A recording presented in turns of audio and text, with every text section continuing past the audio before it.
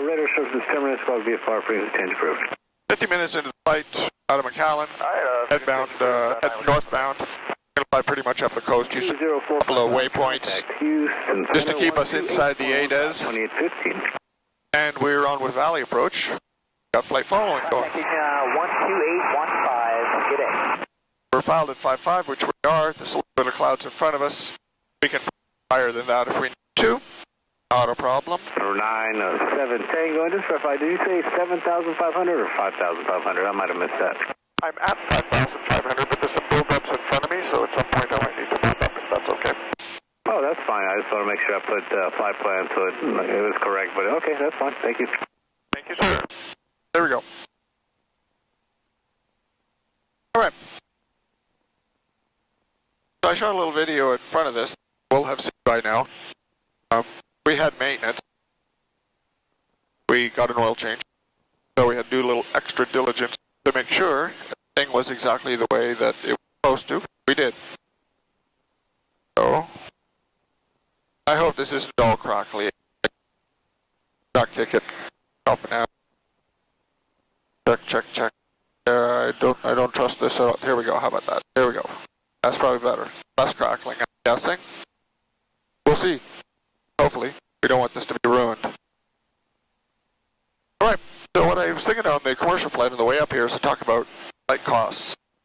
Because I always see these videos that go on about the true cost of airplane ownership. And I just laugh my ass off. I see most of them. Because it looks like some of them are done by people who don't actually own airplanes or haven't. Judging by what they say. So the first piece. So we got this plane in August. And it's a good plane. Checked it out. Got very good bones. All the big stuff that you want to have done was done by the guy who had a... So I got a fresh engine, relatively fresh on the left-hand side here. They changed it. Got 150 hours on it or so. It's spotless. I've got my engine on the right-hand side. I have 700 hours on it, which is just fine. So I got lots of mileage on those. The big one is that it has the Macaulay props on it already, because the plane came with different props that have an AD on them. The $40,000 liability. All that stuff is taken care of. Also, the plane itself is in really, really good shape. Envoy 4275 out of Port Roger, when able to direct Alberta, and descend and positive pressure, maintain 10,000, 10,000. Anything else we're going to do on it, you could consider either modification, like change some avionics, or cosmetics, which are the cheapest part of the whole thing. So, annuals. My thoughts might differ on this than other people, but this is the way I feel about it. I never trust an annual 25, just going to maintain the 10,000. That fits on an 8.5 by 11 sheet of paper or smaller. If you're not finding stuff, you're not looking, or you're cheaping out. Now, it's an airplane, not a car. Everything should be perfect, and if you can't afford to do that, you should find another hobby. You really should. So most of the annuals on this plane are on a little piece of paper that's about this big. Some of them you can even fit two on the same page in a U.S. logbook, not in a Canadian one, but in a U.S. logbook, which is, for all intents and purposes, a glorified oil change with a compass swing. Cheap, done on the cheap. Don't trust it. So the first annual that we did... November Valley approach right now. First one we did on this plane was exhaustive. And the aim was to normalize it. So let's baseline this entire plane. Let's fix all of the things that we find that are not the way they're supposed to be. And let's have a policy of just replacing things rather than trying to fix them and treat them. So the cost of the first annual was a lot because of that. And the total cost of it was $37,000. So you say that, you think, oh my God, what did you do? Okay, well, we did some improvements, but the improvements were put LED lights on everywhere. So we replaced landing lights, nose, taxi light, nav lights, strobe, beacon. They were all garbage and really old. We also installed the land height system, which you hear on the way in, which is a LiDAR system that gives us our feet from the ground, not MSL, but from the ground when we're on approach.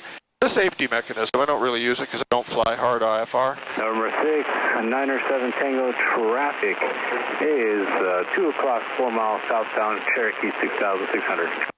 We'll be watching for the Cherokee, number 967 Tango. 697 Tango, contact Corpus approach 120.9er. Over to Corpus at 120.9er, 97 Tango. On a second. Next traffic, November, Sierra November. Did you want the visual or do you want set up for the automatic? 120.9er. Traffic, November, Sierra November. Here we go. 55. Good morning, Corpus approach from Bonanza, over 697 Tango, 5005, VFR. 697 Tango, approach, Corpus altimeter 2993. 2993, 97 Tango. Push to talk is a pain in the ass. Gotta fix it. Oh, I'm sorry, yeah, I'm working it all, but yeah, you can change my fix 19.4 and extend down one. So we're on Corpus. They're gonna take us quite a ways.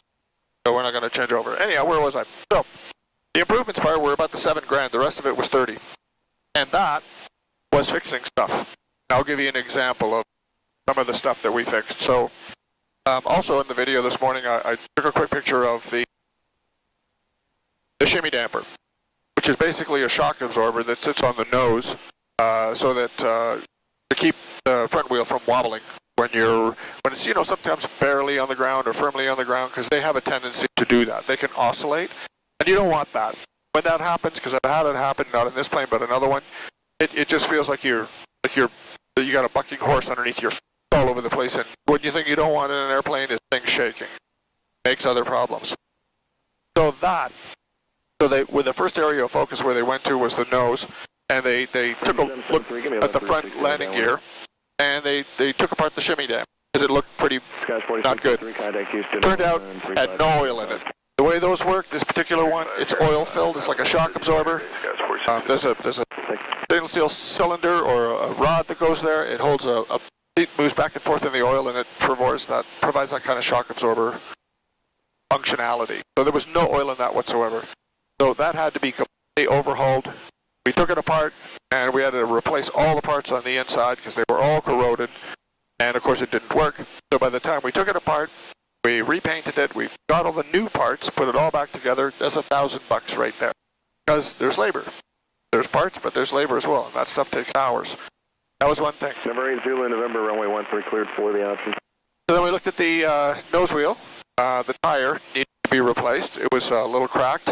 So in the process of tearing that off, they found out that the tube that was inside, because these are tube tires, was cut. Had a big giant slice in it. And by some miracle, it didn't deflate. What are we doing? Sealed up. Through all my flights when I did the delivery or when I bought the plane, and also the flights that the previous guy had since he had that change. So, new tire, new tube, and then once we took that off, but that wheel, we found out that the wheel bearings, again, no lubrication in them. They were in really, really sad shape. So that sort of set the theme that we were going to be looking for lubrication problems and that sort of neglect everywhere, which we found. So, new bearings, wheel, but the whole nose gear is pretty much new now, which went to the mains, had to do exactly the same thing, found the same thing. Bearings, not taken care of, so we just replaced all of those. Then you start looking around and you find safety wire not on places, find the wrong bolts in the wrong sequence. We also got to the tail, and there's 3 bolts that hold the tail on, for the rudder. One at the top, one in the middle, one at the bottom. The one in the middle, there was a bolt there with no nut on top. Not supposed to be a nut on top. Bolts are all the other way around. And also, it was still there. And the reason it was still there is because the bearing that sits inside there was so rusted and corroded that it was holding on to that bolt. So, off came the rudder, pull all those, change all those bearings, change all those bolts, put them on, safety them, do all that properly. There was a bunch of that. Also the light for the gear up was not functioning. Gear down was functioning fine. Now there are 1, 2, 3 of them, 3 indication indications of your gear status. One on the floor that wasn't working, got that fixed. This one on the panel here we got, and this one, that took a few hours to figure that one out. But there was a whole litany of other things that weren't the way that they're supposed to be. What else? Oh, another big one. So when I was flying down, the cables for the throttles and the props were very, very stiff. Almost to the point where you thought, well, there's no tension onto them. Maybe you're even going to snap them. November 68 Juliet, contact You're Valley. pushing them so hard. So we decide there's two options there. You can put new old cables on, or you can get brand new ones built by a company called McFarland. So we elected to do that. Let's not put old technology on, let's put new technology on where it exists. So we had new cables, that's 4 of them. So those were $3,000 to have made, and $7,000 to have put on, because it's very complicated to get them from here out to where they go. There's 10 grand right there. Turn on course, your discretion. And then I could look through the paper and go through a bunch.